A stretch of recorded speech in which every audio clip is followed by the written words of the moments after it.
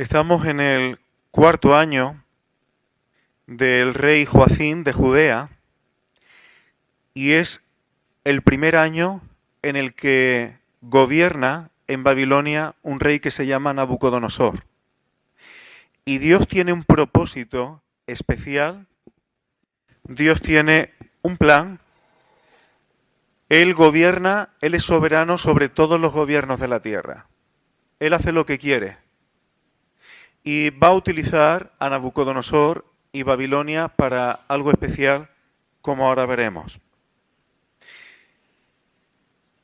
Dice Jeremías al pueblo de Judea que Dios envió, dice, todos sus siervos los profetas, enviándoles desde temprano y sin parar. O sea, desde pronto y sin parar, Dios envió a su pueblo los profetas. Y dice, pero no quisisteis oír, no oísteis, ni inclinasteis vuestro oído para escuchar. Ya sabemos que en la Biblia, en las Escrituras, escuchar no es simplemente cuéntame algo para entretenerme. En la Biblia, oír y escuchar es como el que le pide a su hijo, mira, ve al supermercado y me compras una barra de pan, 1 litro de leche, una docena de huevos, le manda la lista y tu hijo va y lo hace. Si va y lo hace, te ha escuchado y lo ha hecho. Es un ejemplo práctico de qué significa en las Escrituras oír y escuchar a Dios. Así que Dios desde pronto, desde muy pronto y sin parar, estuvo mandando profetas a su pueblo para que le escucharan. Y en el versículo 5 y 6 tenemos el mensaje que es común a cualquier profeta de Dios. Todos los profetas que Dios envía siempre tienen algo en común. ¿El qué? Volveos de vuestro mal camino y de la maldad de vuestras obras. Ese es el mensaje de Dios. Pero yo quiero decir algo, hermano. Esto no es el mensaje de Dios en el Antiguo Testamento. Eso de volveos de vuestro mal camino y de la maldad de vuestras obras, ¿no es lo que predicó también Juan el Bautista? ¿No es lo que mandó Jesús a predicar a sus discípulos, a los apóstoles? ¿No es ese el Evangelio del Reino? Y lo siguiente es, no vayáis a servir a otros dioses. ¿Y qué le dice Dios? Pero no me habéis escuchado. Y dice que Dios dice que fue provocado a ira por las obras de sus manos. Las cosas que hacemos, hermanos, pueden llegar a provocar a ira a Dios. Esto aparece por toda la Biblia. Predicamos un evangelio que se recibe por fe, pero que se vive por fe. Y que la fe que tenemos se expresa en las obras que agradan a Dios. Hace un rato hablábamos José y yo. Nuestra relación con Dios, nuestra salvación y restauración de salvación con Él, o de nuestra vida en Él, es totalmente inmerecida. Es un regalo que Él nos da, porque reconocemos que nuestra vida es caída, nuestra naturaleza es caída, y que ni siquiera las mejores cosas de nosotros pueden verdaderamente agradar a Dios. Hace un tiempo compartía con alguien. A veces, por no decir muchas, incluso nuestras mejores obras, solamente Dios conoce las motivaciones más profundas. Si son por egoísmo, si es porque amamos el agradar a los demás, si amamos el que los demás piensen de nosotros que somos buenas personas. Dios sabe que las motivaciones más profundas de nuestro corazón, incluso en nuestras buenas cosas, siempre tienen algún defectillo por ahí. Por eso, la sentencia de Dios para nuestra carne, para nuestra vieja vida, es la cruz. Esta es la diferencia entre el Evangelio de Dios y su obra en el Espíritu Santo de cualquier religión. Las religiones tratan de mejorar la carne. Y Dios dice, no. Como el refrán, aunque la mona se vista de seda, mona se queda. Nosotros podemos disfrazar nuestra carne religiosa de lo que queramos, pero sigue siendo carne caída. Tú puedes coger, imagínate que vas a la carnicería y compras un buen bistec. Y con el calor del verano lo tienes fuera y se pudre. Una vez que está podrido, ¿qué hacemos para mejorarlo? Cuando se echa a perder, eso ya no tiene que hacer. Dios no quiere mejorar nuestra carne. Dios quiere que seamos nueva criatura en Él. Por eso, las obras tienen un sentido de amar a Dios y agradarle una vez que tenemos la nueva naturaleza en Él. Porque las obras no van a mejorar nuestra carne, pero sí pueden mostrarle a Dios que le amamos y que nos gusta y nos encanta como Él es. Porque las obras no es lo que a ti te parece bueno o malo, es lo que Dios dice en su palabra que es bueno y malo. Y Dios dice, es que lo bueno, las cosas que yo quiero que hagáis, expresan mi carácter. Entonces, cuando vivimos como Dios quiere, es una forma de decirle al Señor, me encanta como eres. Pero cuando las cosas que le agradan a Dios nosotros no las hacemos o nos pican, le estamos diciendo a Dios, no me gusta como eres.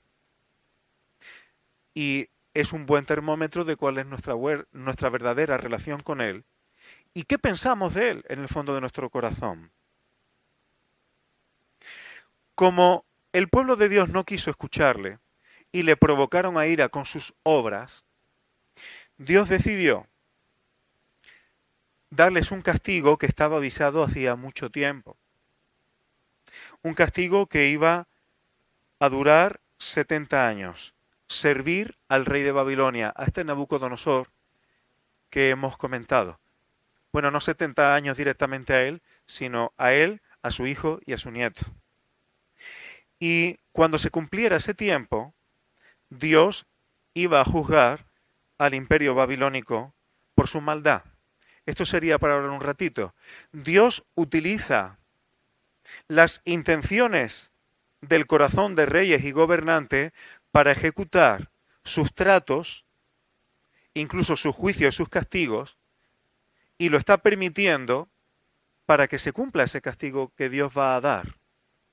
Pero eso no quiere decir que no tiene responsabilidad. Y Dios le pedirá cuenta a Babilonia de lo que ha hecho. Un poco más adelante, en el versículo 15, Dios le va a decir a Jeremías, toma de mi mano la copa del vino de este furor y da a beber de él a todas las naciones a las cuales yo te envío. Dios no solamente juzga a su pueblo, que lo hace y lo castiga por amor, y valga decir que un padre o una madre que nunca discipline o castigue a su hijo,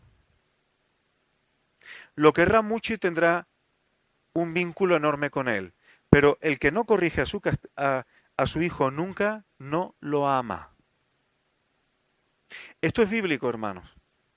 Si tú nunca corriges a un hijo y le dejas vivir como quiera, no lo estás amando. Y al final se vuelve a tu contra. Lo que llamamos un niño consentido. Y dice Proverbios que el niño consentido avergonzará a su madre. Yo he sido testigo de episodios totalmente vergonzosos a los padres porque era evidente que esa criaturita estaba consentido y en un pequeño cuerpo había un tirano de unas proporciones colosales. Y si eso nos avisa la Escritura a nosotros como padres, ¿qué pensamos? ¿Que Dios a sus hijos los va a tratar como niños consentidos? O sea, Dios nos recomienda que corrijamos a nuestros hijos, pero Dios me ama tanto y es tan bueno que quiero que a mí me mime y me trate como un niño consentido. Eso no lo va a hacer contigo ni a nivel personal, ni con su pueblo, ni con su iglesia de forma colectiva. Precisamente porque es la demostración de que es nuestro Padre y de que nos ama. Y eso hizo Dios con su pueblo. Pero no solamente eso, sino como juez justo también juzga a las naciones. Y utiliza una figura que va a venir en otras partes de la Escritura también. Por ejemplo, al final de Zacarías, en los últimos capítulos de Zacarías, tenemos como dice Dios, dice, Jerusalén va a ser como una copa que yo voy a utilizar para embriagar a las naciones y reunirlas allí en torno a Jerusalén para que yo tome cuentas de ellas. Ahí lo tenía al final de Zacarías.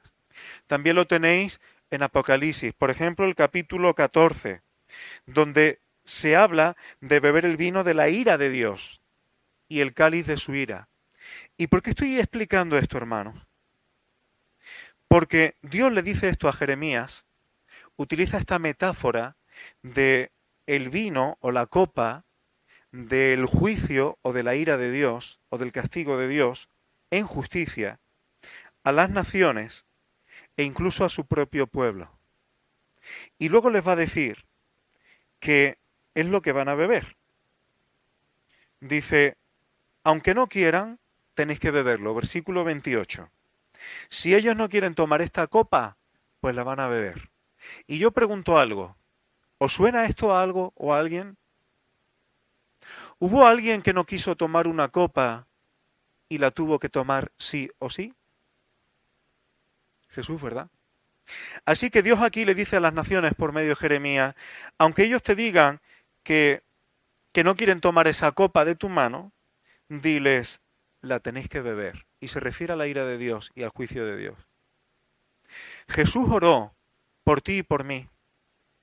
Perdón, Jesús le pidió a Dios, fijaos, Jesús nunca pidió nada para sí. Lo único que pidió para sí mismo fue esto y la respuesta fue que no. Padre, si es posible, pase de mí esta copa. ¿Qué significa la copa ahí?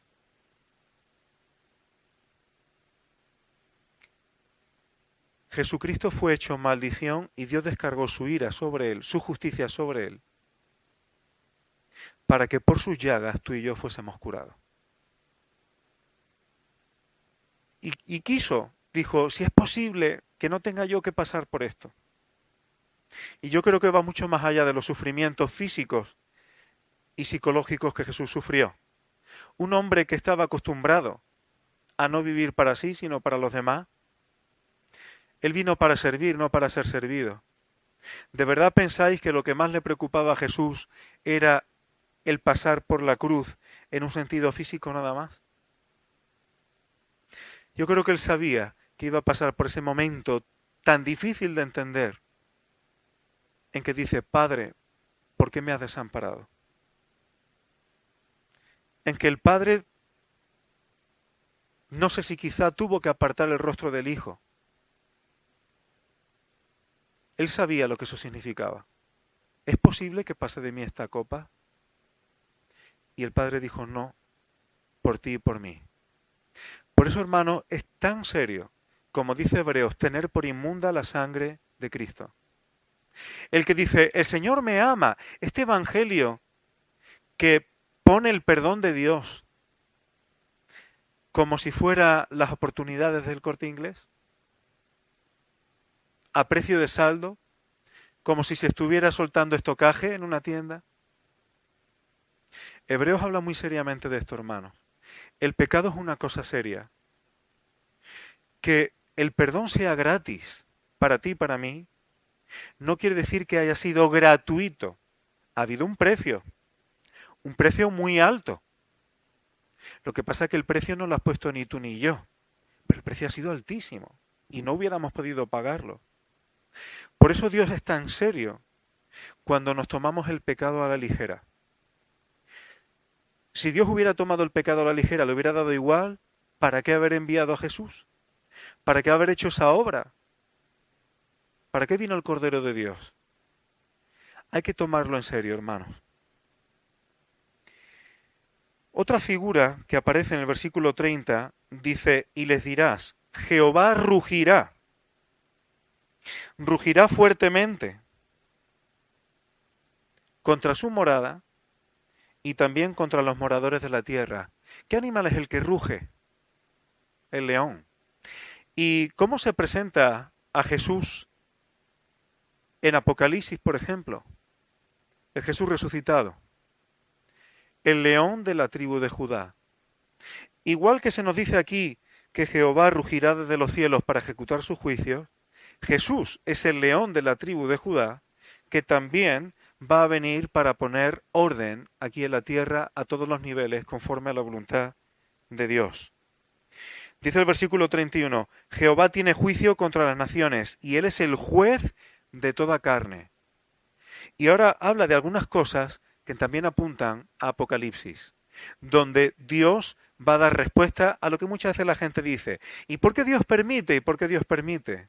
Que si permite, está permitiendo para que cuando ponga orden sea justo.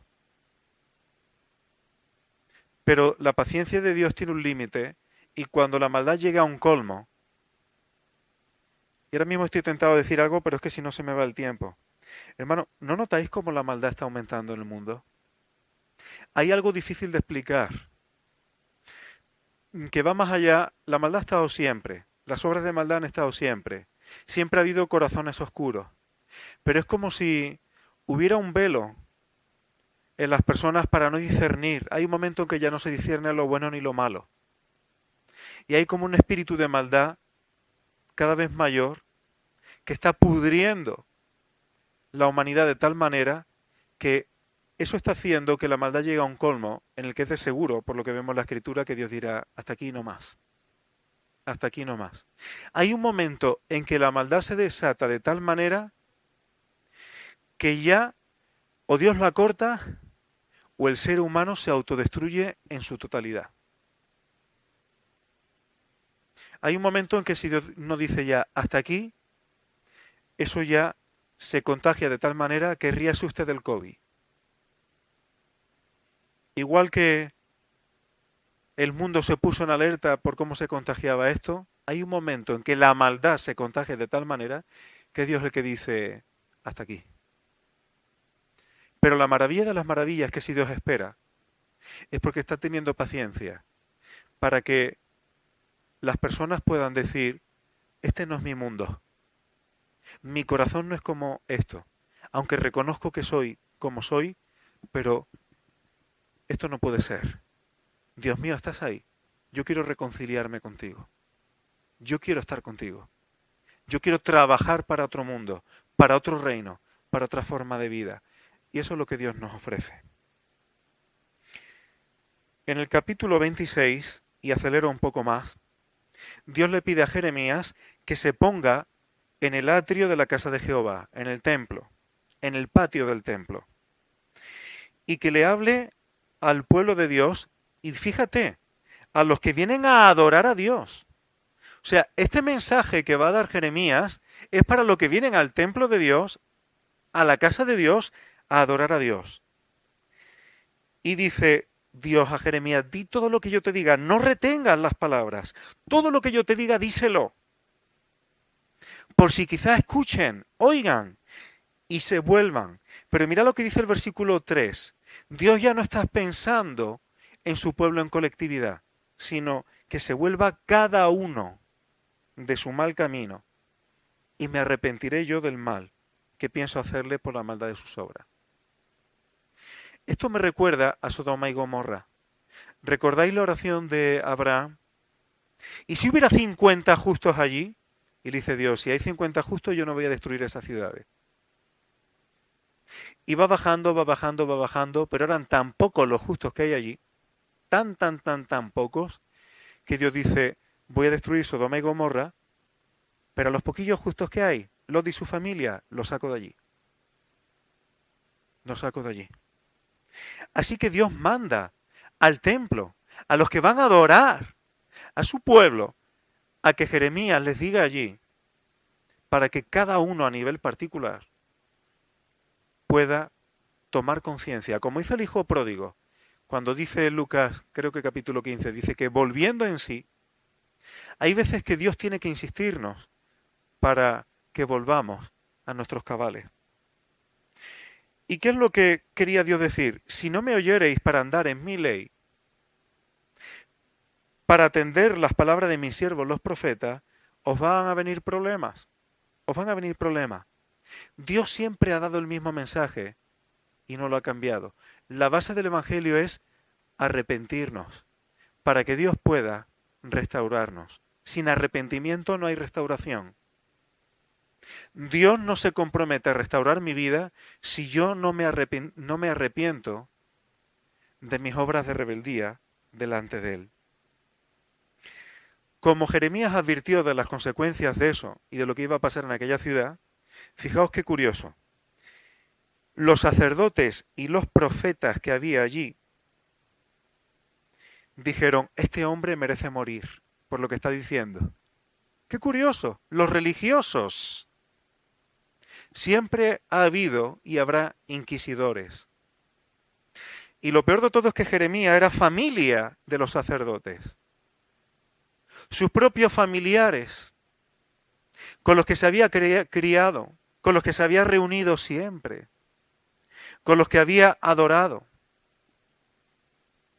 con los de su propio pueblo, dicen, merece morir. Porque ha dicho cosas feas contra esta ciudad.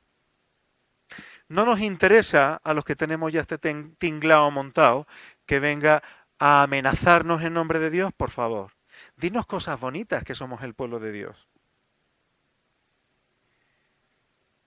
Gracias a Dios hubo príncipes del pueblo que dijeron, no, este hombre está hablando en nombre de Dios. Hubo algunos que dijeron eso. En el capítulo siguiente, Dios le pide a Jeremías que se haga un yugo, y se hace un yugo de madera, con correas, con coyundas, para utilizarlo como una metáfora, como un símbolo, y hablar a otras naciones que no son ahora mismo su pueblo directamente. ¿Y qué es lo que Dios le dice a estas naciones? Fijaos cómo Dios se presenta a las naciones que no son su pueblo. Versículo 5. Yo hice la tierra, yo hice al hombre, yo hice las bestias. Es decir, yo soy el creador. Así que, como todo es mío y yo he hecho todo, yo doy lo que quiero a quien quiero. Eso es más o menos lo que viene a decir el versículo 5. Y les da un aviso. Como yo le doy la tierra a quien me da la gana, que para eso la he hecho yo, estoy diciéndolo en plata, pero es lo que Dios está diciendo ahí. Os pido que os sujetéis y sirváis al rey de Babilonia. Como yo he hecho todo lo que existe y yo lo doy a quien quiero, os pido que al imperio babilónico no resistáis, sino que os sujetéis a él. Si os sujetáis a él, vais a vivir y os va a ir bien. Si no, vais a tener problemas serios. ¿Y quién le tose a Dios cuando decide una cosa así? Y dice Dios, quien no me haga caso en esto, sobre su nación voy a mandar espada, hambre y pestilencia. Y yo me pregunto a mí mismo, cuando leía esto, si se juntan estas tres cosas, espada, hambre y pestilencia, ¿habremos de meditar si Dios está haciendo movimientos geopolíticos? Y me lleva a pensar, ¿estamos viendo algo así a nivel mundial? ¿Hemos tenido pestilencia? ¿Hemos tenido guerra que esté involucrando a buena parte de los países en el mundo? ¿Se acerca hambruna? ¿Estará Dios haciendo algo con todo esto? ¿O solamente nos preocupa el cómo estemos personalmente? ¿Habrá que meditar si Dios está haciendo cosas que están reveladas en la Escritura? No tengo tiempo para desarrollar esto, pero lo dejo como un fleco para quien quiera meditar. El final de esto, hermano, Dios va a hablar contra los falsos profetas. O sea, Dios ha dicho, voy a hacer esto. Durante 70 años vais a estar en Babilonia y vais a servir a Babilonia hasta Nabucodonosor, su hijo y el hijo de su hijo. Podéis ver en el libro de Daniel que así fue, hasta Belsasar. Cuando ya viene el rey Ciro, hemos hablado de esto en Isaías, y se acabó el imperio babilónico. Lo que parecía imposible, Dios lo hizo tal cual lo dijo. Ahora Dios avisa, mucho cuidado con los falsos profetas que digan, no, no va a ser tan malo, no va a ser 70 años. En poquito tiempo todo va a estar como antes. Y Dios dice, no, ellos van a estar allí hasta el día en que yo los visite. Y en el capítulo 28, que es el último que teníamos, viene un falso profeta que se llama Hananías y se va al templo, a la casa de Dios, a decir, Dios va a juzgar a los babilónicos y de aquí a 2 años todo va a estar bien. Al contrario de lo que Dios venía avisando. Y Jeremías tiene que poner orden y decir, no, no, no, no. Amén, que así sea. Tiene esta ironía con todo esto. Pero dice, con todo, escucha esta palabra. ¿Y cuál es el argumento que Jeremías utiliza para validar su ministerio? Dice, lo que yo estoy diciendo es lo que han venido diciendo un montón de profetas antes de mí. Este es el argumento que Jeremías utiliza. Y hermano, he querido pasarme un poco de tiempo para que no se nos olvide esto.